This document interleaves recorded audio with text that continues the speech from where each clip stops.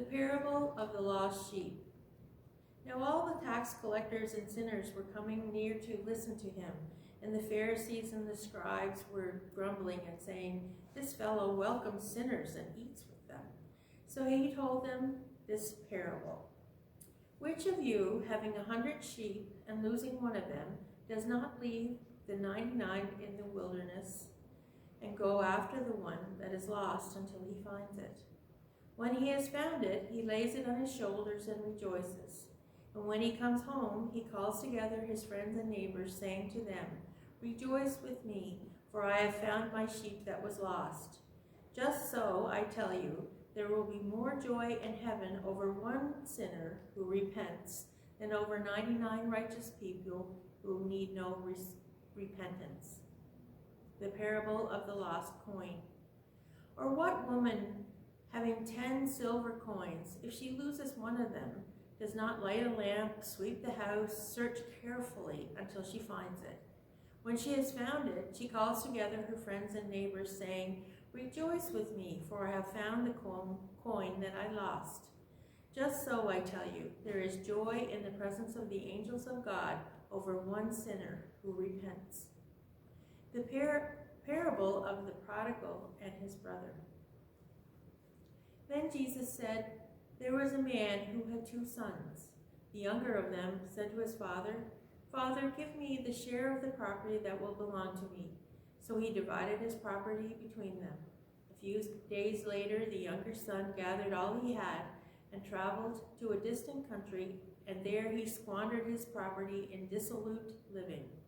When he had spent everything, a severe famine took place throughout that country, and he began to be in need. So he went and hired himself out to one of the citizens of that country, who sent him to his fields to feed the pigs.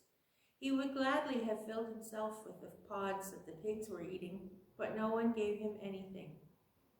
But when he came to himself, he said, 'How many of my father's hired hands have bread enough and to spare, but here I am dying of hunger.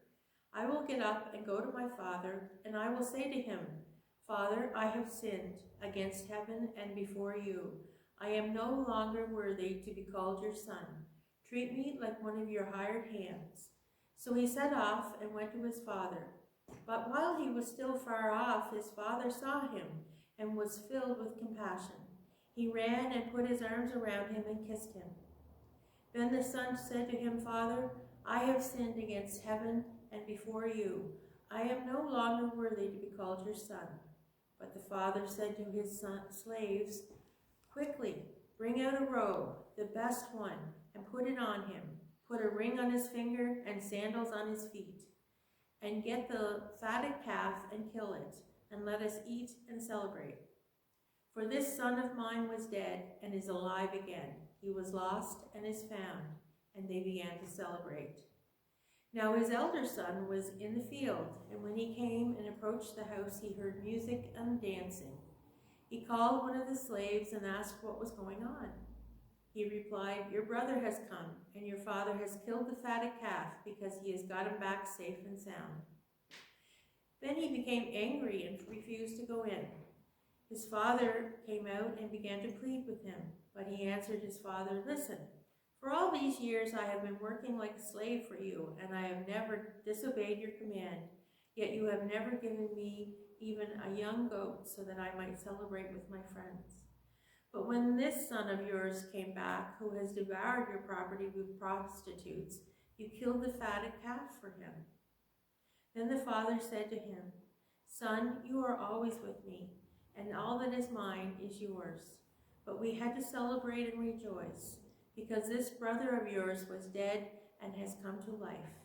He was lost and has been found.'"